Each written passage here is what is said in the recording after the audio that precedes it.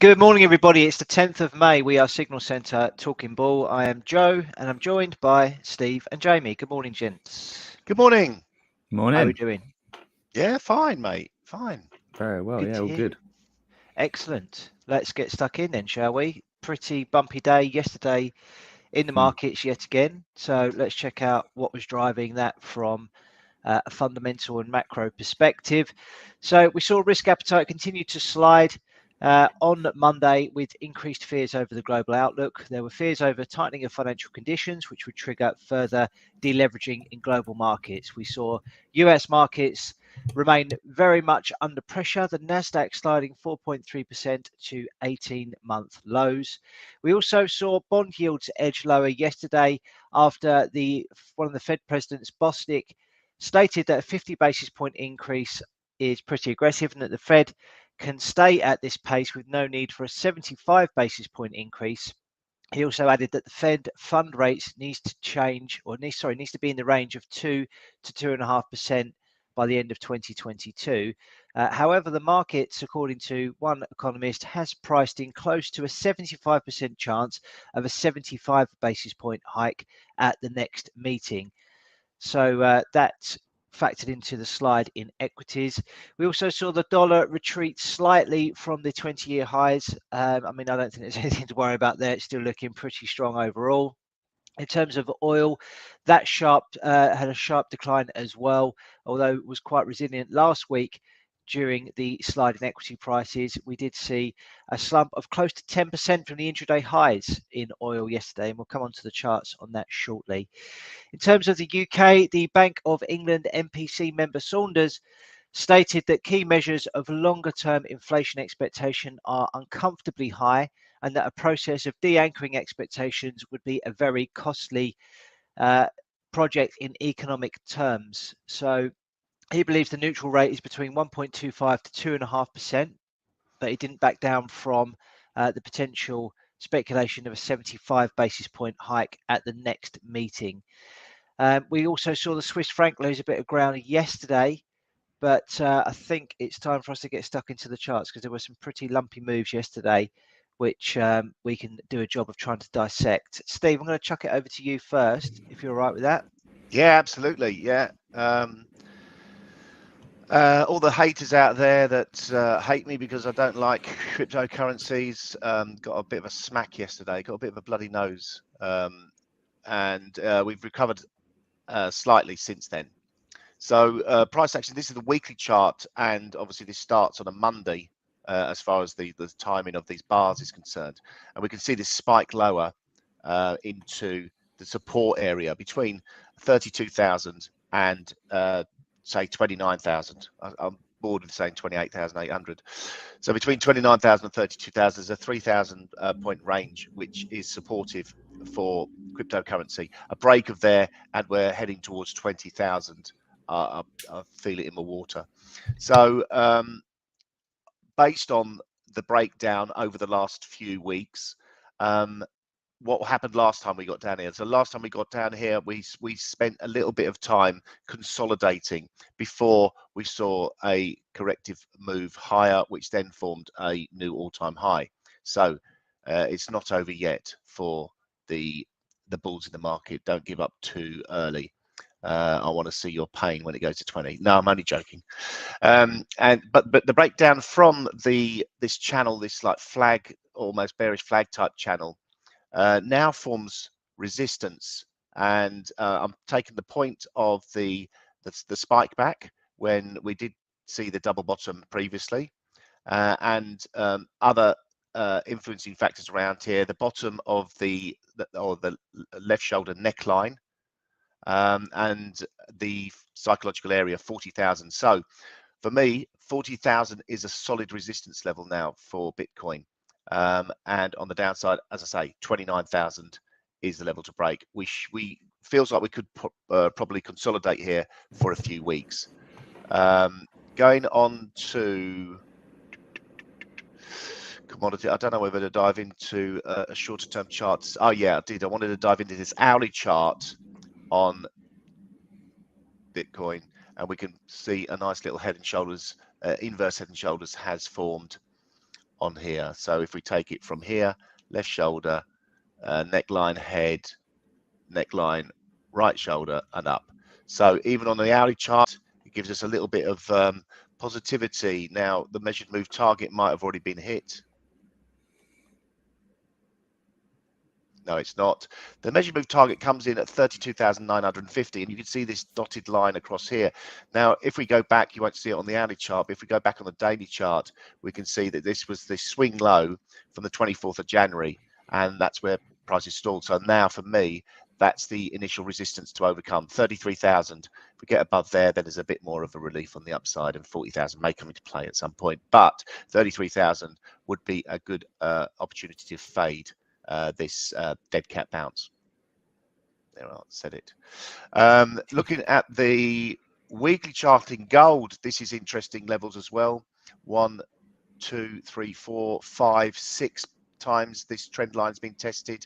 A break of this level at 18,500 is key. If we do get a breakdown there, I expect to see this capitulate lower to below 18,000. I imagine we're going to get down to around about the 1780. I might have said 18,000 there. 1780 is the level to target once we break this trend line. It does feel like it's on for it.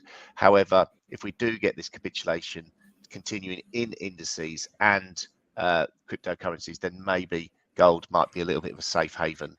We'll see. Obviously depends on the dollar as well. On crude oil side of things, just a bit of consolidation, little bit of a descending triangle, almost flag type formation as well. We could sort of like draw that in there. It's not very clean at the moment. Something like that, and that is a potentially further extension higher. However, if we look at the Elliott wave, we've highlighted this inter-year high or multi-year high as the end of the fifth wave, so we should see a decent correction. It's not really happening, just feels like it's consolidation before the next up move, so a little bit more to wait for on the oil side of things. That's about it. Cool. I think we might have lost Joe. Yeah, Joe's gone. See you, Joe. You want to dive into oh, he's back in time. I had a massive issue there. Managed to style that out, I thought, quite nicely. Yeah, I know. I didn't even realise. I think it's when you said I'm really bored of saying that level. I was thinking, God, if he's bored, how does he feel? I thought at the time, I thought you did get a little bit. I thought it's because I upset you because you've got some cryptos that you haven't told me about. No. Okay. Thank you for keeping that alive, Steve, while I was having some internet issues. Let me just bring up FX. And let's check. You want Jamie to go with the stocks if you need more. No, all good. So basically, this is the dollar index chart, and there was a retreat from the 20-year highs yesterday, but as you can see, it still remains pretty buoyant. So we saw a couple of days of indecision on that, but it still remains at really elevated levels. I don't think there's anything major to worry about here.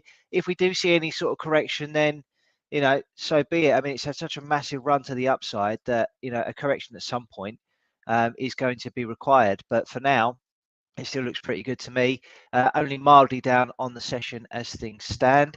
If we take a look at euro US dollar, similar sort of situation. That's kind of hugging this support around 104.70. A little bit of indecision over the last couple of days. No real indication of any bottoms forming here or any tops on the dollar index chart. So for now, just expecting more of the same.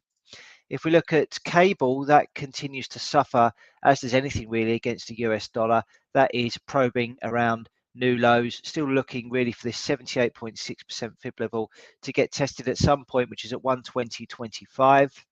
If we take a look at Aussie versus the US dollar, we can see how strong the US dollar has been.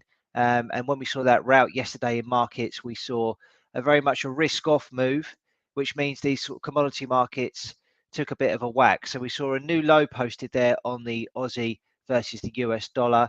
We're trying to recapture that newly formed resistance, which was support at 69.67, but so far been unable to do that today. It's a similar situation with the New Zealand dollar, although that's performing quite a bit worse actually. than the Aussie, making new lows yesterday and a little bit of indecision today. But yeah, looking pretty sick, really. So still very much the same, strong dollar, and that seems to be driving pretty much everything at the minute. On the index side of things, obviously this is where it gets a little bit more interesting following the sell-off that we saw yesterday. So this is the NASDAQ. We saw continued declines yesterday, 3 big days of selling in a row really there. We got some support here at 12,213. If we scroll over to the left-hand side, we can see this previous swing low from the 5th of March 2021 has done a reasonable job at supporting prices. So we've not seen a close below that level. So while it's hanging on, there's potential for it to continue some range-bound pricing, but I think we're likely to see it stall around 12,900, and that's likely to cap the upside. Ultimately, I think we've got this 50% fib level at 11,702. That looks to be a reasonable level to be targeting on the downside. That's from this entire move here from March 2020 to those highs in November 2021. On the S&P side of things, obviously a broader look at the US markets, we can see that that suffered pretty badly yesterday as well. And for me, looks as though it's completed a head and shoulders top on the daily chart, a downward sloping one at that as well. It's taken out that neckline. By preference, I like to go by these horizontal breaks, which we've seen yesterday as well. And the first time we've seen a close below that on a closing basis, and also taking out the sloping neckline as well. So for me, looks like much lower prices could be expected here, and we're in for a period of unease really in financial markets, particularly on the US side of things. Just on the measured move side of things, from this head and shoulders top, it's going to project a downside target of all the threes, 3,333. So that could be pretty painful. I mean, there were levels we just saw towards the end of last year. So it's only, if you think about it, we've only had 5 months of rally, and it feels like we've had a horrendous sell-off, but we haven't.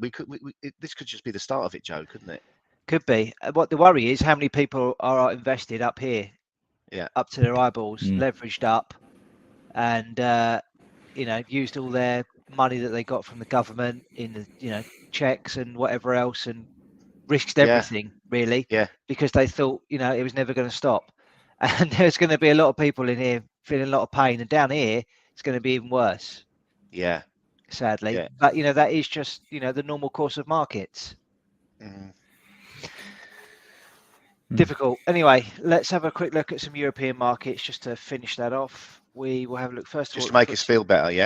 Yeah, FTSE 100 holding up much better compared to everything else. So, we saw a big sell-off yesterday due to the slump in oil prices, which is to be expected, but it's outperforming today. Sorry, it's not outperforming today. It's up 1%, but we've got the NASDAQ up 1.5% as things stand. But, not much going on here. There's not much interest here for a trader or an investor, I don't think, at the moment. But on a relative basis, it's holding up much better than the US markets at the moment. If we look at the DAX, that was lower yesterday, fell sharply into a 61.8% fib level here at 13,385, which done a pretty good job. And we're seeing the market rally so far today. If we can engulf all of yesterday's losses, then that may encourage the bulls back in the short term. But overall, the downtrend remains in place, and I think any upside is likely to be limited. So I'll leave it there. And Jamie, you can talk us through some stocks.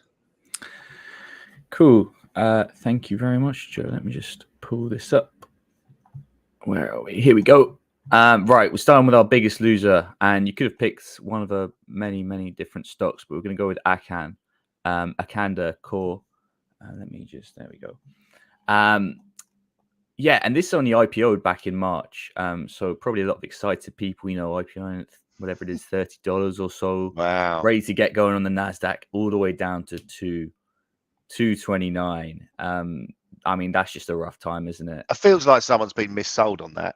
Yeah, led astray. IPO at $30 and it's $2. Agricultural commodities they're involved in. They should have been doing all right, shouldn't they? Yeah, that feels like a proper scammy type of thing. Yeah. That listing, I wonder. I mean, it's just painful to look at, and it's like decent volume as well. So there's a lot of people caught up in this. I mean, the move yesterday was 7 million, almost 8 million. So yeah, that's not happy. We'll move on to something happier. PCOM, that's quite a funny name. Points.com, up 42.46%. Wow. I believe this was on I had a little read about this, some like undervalued, like they kind of revalued the company and realized it was like 40% undervalued or something like that. Which is obviously seen this big spike of it going up 42%. So I guess that makes sense. Wow. Yeah. So and earnings you out earnings tomorrow, looks like on 11th. Yes, it's tomorrow. So yeah, that's always a nice, that's the kind of move you want to see into earnings. What you don't want to see into earnings is Palantir transitioning over. We had this downtrend. We looked at this support last week. We didn't like it. It broke through the support on Friday. So that weekly close Friday, I think we actually looked at that. Maybe we looked at it yesterday. We had that weekly close below the level of support, and now it's gap lower at 21%. I mean, again, it's pretty rough. You think I think that Palantir is one that retail traders like to get involved in, right? It's quite like a popular one. Obviously, it trades at hundreds of millions of shares. So again, you kind of wonder how many people would have got caught up in this kind of back end of the first year of COVID excitement, and then thought, okay, this is a nice period of consolidation. Let's get more in, and then it's just, we're down to $7. And certainly no technical outlook to suggest that's going to turn around anytime soon. So a sad story for Palantir. Let me just get the average. There we go. Coinbase, as you'd expect, with all the cryptos being down so heavy yesterday, down 19.5%. Again, we IPO back in almost a year ago, just over a year ago for Coinbase. And yeah, we've fallen a long way. I remember looking at Coinbase actually back in this kind of late 2021 period, and I still like it. It doesn't like shock me anymore, but it still kind of amazed me how something can fall so like fast and just keep falling. Because I remember like keeping an eye on this area, because obviously we supported off it here at about 210, and since then we've fallen 60%, and it's just happened so quickly since it IPO'd, which is crazy. And I can imagine, I mean, again, you see the volume at the top left there. There's millions of shares. There's a lot of people that are caught up in this, and you just hope there's not too many people just buying on the way down. I mean, I'm sure there is, but it's just I know. I say hope. It's like, yeah, it's a tough spot. It's a really tough spot. And again, we've got earnings. Well, we've got earnings after close today. We can have a look at the corporate calendar and check out the other big ones we've got. But as I've said so many times, I'm sick of saying it and hearing my own voice. But this price action into earnings doesn't fill me with confidence, as we've seen so many times before. So yeah, Coinbase, another rough one. Just did a little comparison actually, Jamie, before you show off about your winner there. If you click the plus button next to coin at the top, yeah, and put in Bitcoin just to see how it's performed versus Bitcoin. Which click on crypto. You should get the Coinbase price. Might be the best one to go to. Just click on that. It's like, I don't know why it's got this weird kind of scale, but it's this orange. You can kind of see it's pretty much moved in tandem with Bitcoin. Yeah. To a large degree. Or is it leading the way in Bitcoin? If it's leading the way in Bitcoin, Bitcoin's got further to go, because obviously you can see the lows back in August last year. Bitcoin still hasn't sort of like broken that low, whereas Coinbase has gone right through it. Yeah. And sort of like, yeah. So the yellow's ominous. Bitcoin. So the Bitcoin actually led the way down, whereas Coinbase actually held up all right. But in this instance, we're seeing Coinbase slide and Bitcoin. Yeah. So that maybe there's an arbitrage play there. Yeah.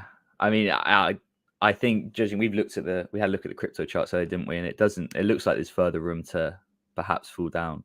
I mean, you were saying perhaps 20,000, Steve, and you kind of think if that's where Bitcoin could be heading, where could Coinbase be heading?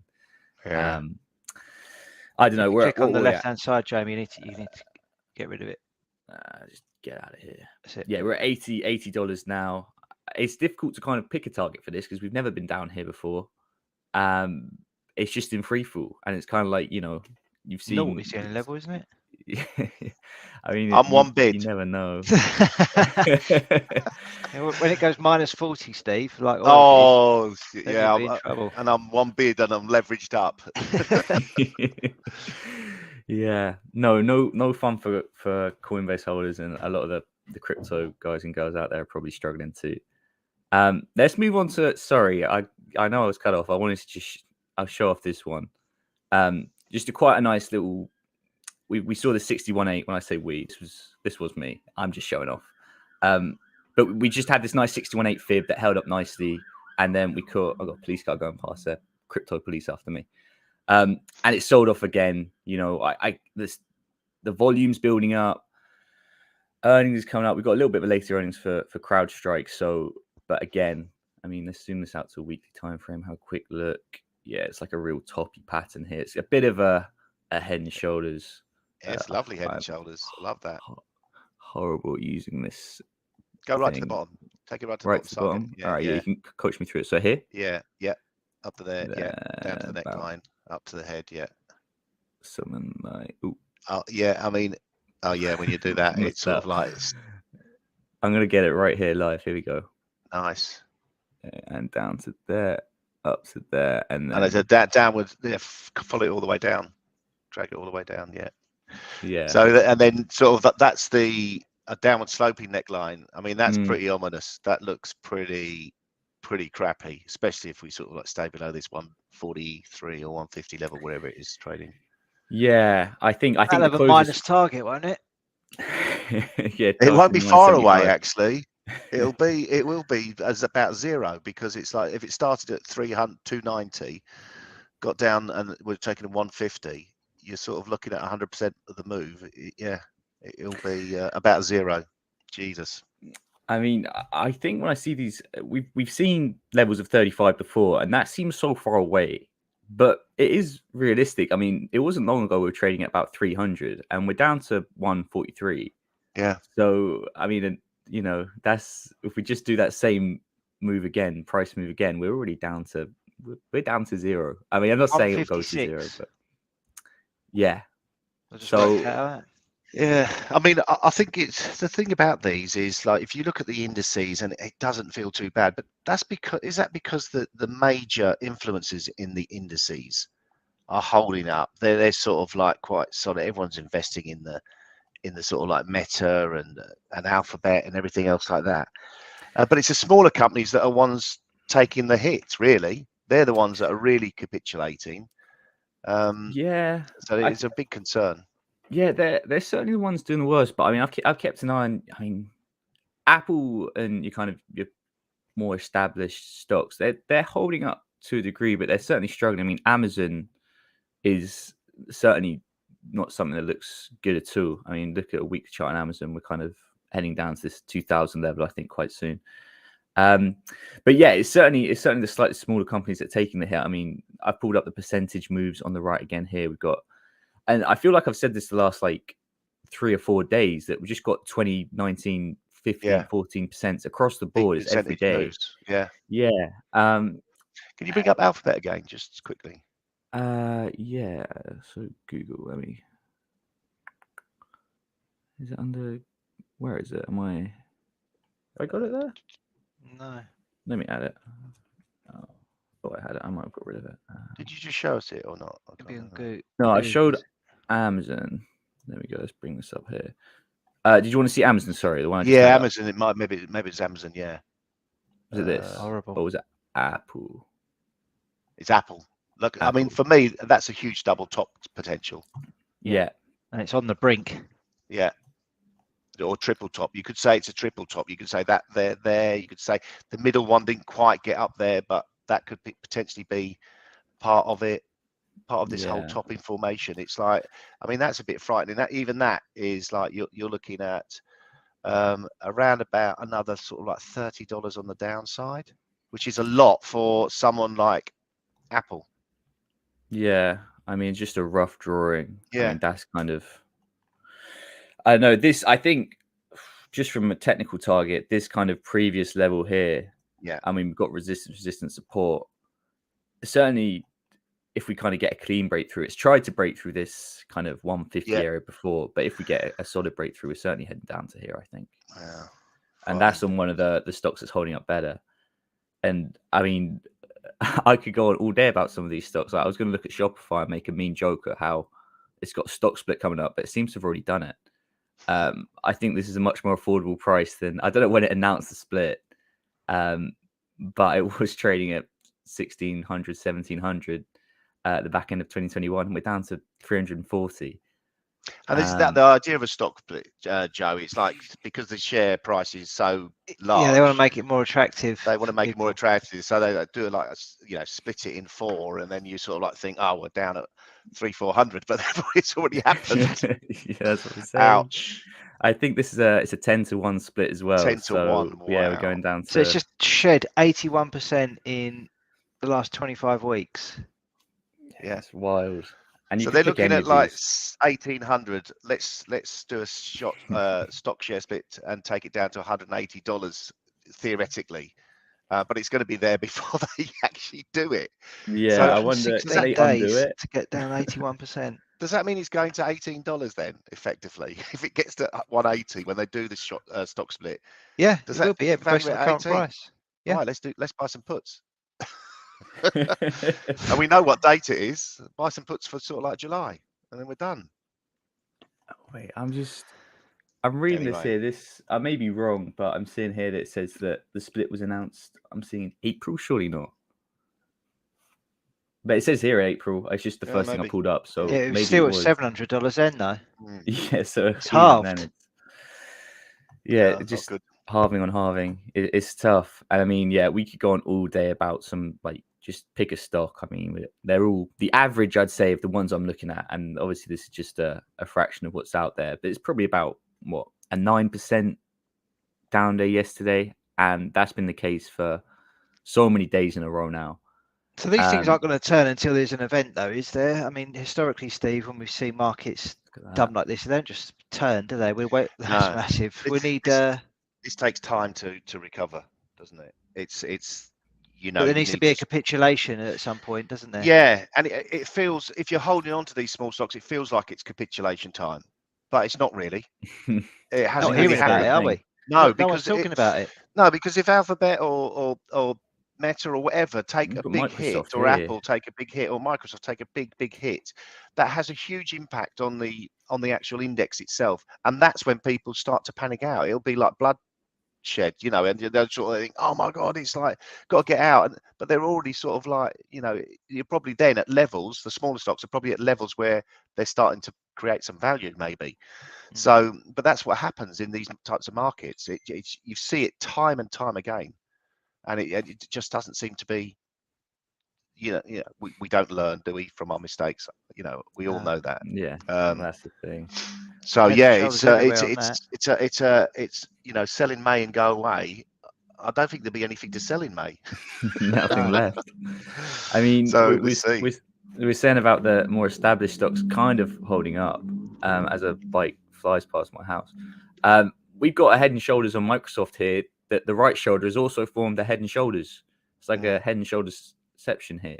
And the right shoulders, obviously, it's got that downward sloping effect we talk about. I think they're both downward sloping.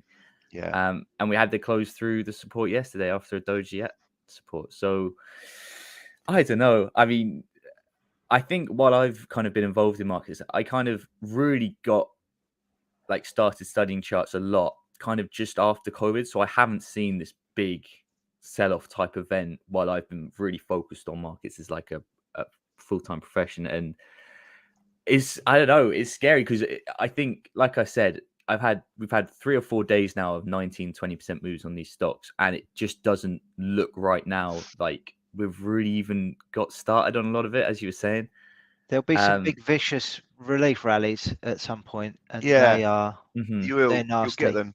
But the thing that you're actually hitting the nail on the head as well, Jamie, because when we saw COVID, we saw this real big sell-off. It was like frightening, and I sort of like thought, this is it. This is where we're going to get the really big, the the really big sell-off, which is going to sort of like slap people in the face and wake them up and realise that things don't always bounce. But then it bounced, so it was like almost. It didn't stop bouncing either.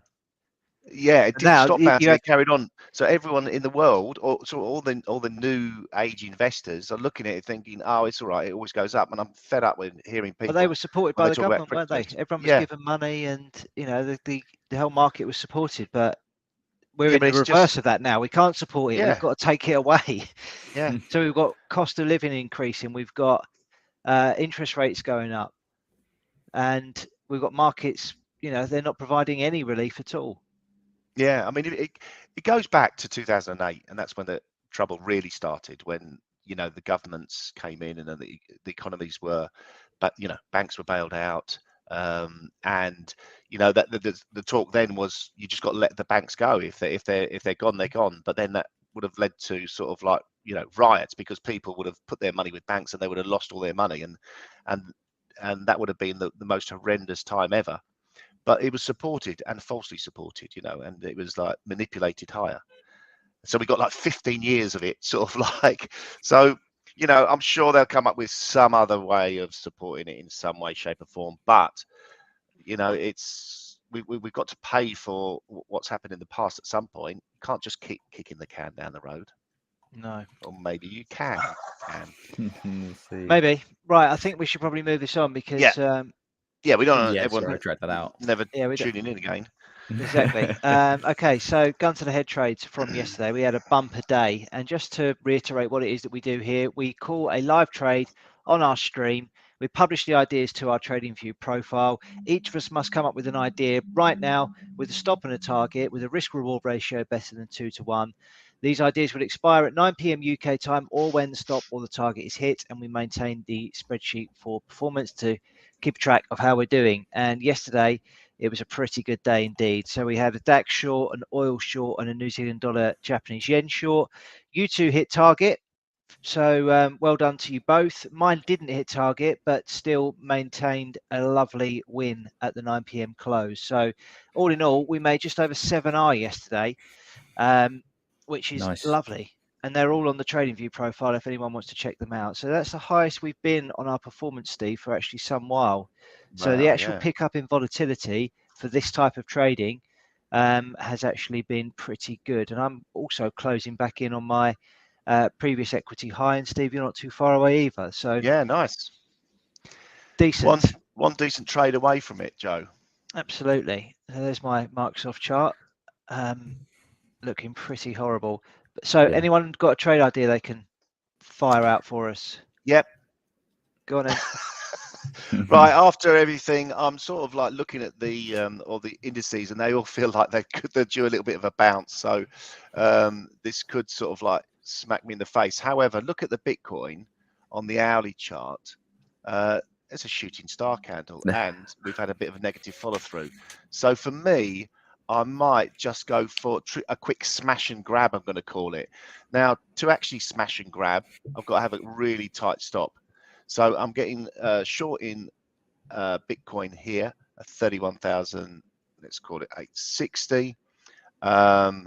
Targeting a move back down here, but I'm going to have quite a pretty tight stop. So targeting a, say, 40,000,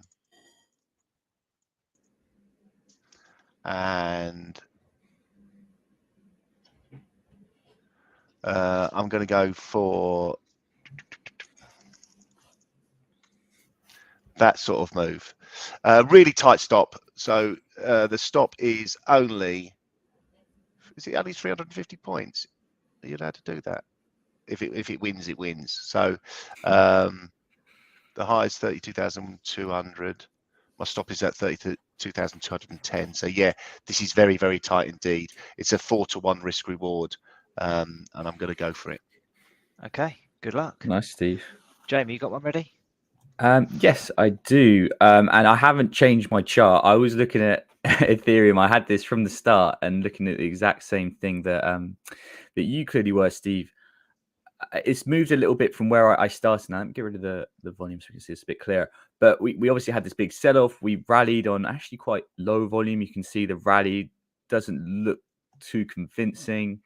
So I'm going to try sell it too, which is certainly a bad omen, but we'll give it a go. We've had this shooting star candle at the 50 moving average. So yeah, I'm going to go not quite as smash and grab as you. It's more like a push and ask nicely for. So I'm going to have a little bit more of a stop than Steve has. I'm not targeting the lows. I feel it could be a bit of a lightning bolt type move, but I am looking for a very modest 2.25. We are going to be getting short here. What are we at the moment? 2395. Taking profit at 2278, and our stop will be at 2442. So this gives us a 2.49 risk reward. Hoping for a little bit of a lower move on the cryptos today. Okay, you two are going to get pelters throughout the day, I think. Yeah, you're probably right. Okay, I'm going to take a look at Aussie because the commodity currencies took a whack yesterday. And if there is more sort of risk off, then I think they are likely to suffer yet again. So just looking at the intraday charts, so I quite fancied Aussie against Swiss franc. In fact, I'm going to look at New Zealand dollar versus US dollar because that's turning negative today. So downtrend, as we can see in the very short term. Over the last couple of hours, we've seen a little bit of relief, but we're turning lower yet again. If we take a quick look at the daily chart, actually, just to sort of show you what's going on here, getting absolutely hammered. 1, 2, 3, 4, 5, 6, 7 down days in a row. So, yeah, it may be due a little bit of relief at some point, but it doesn't look like it's happening anytime soon. So I'm going to jump on this and expect lower prices today. So it's currently trading at 63.21. So let's get that short on now. Stop loss, nice and tight, just above the highs that we've posted over the last couple of hours at 63.50. And what am I going to target? Might have to scroll a long way left to see some sort of support. Where was that 61.8 on the daily? That might be worthwhile looking at. That was at 62.37.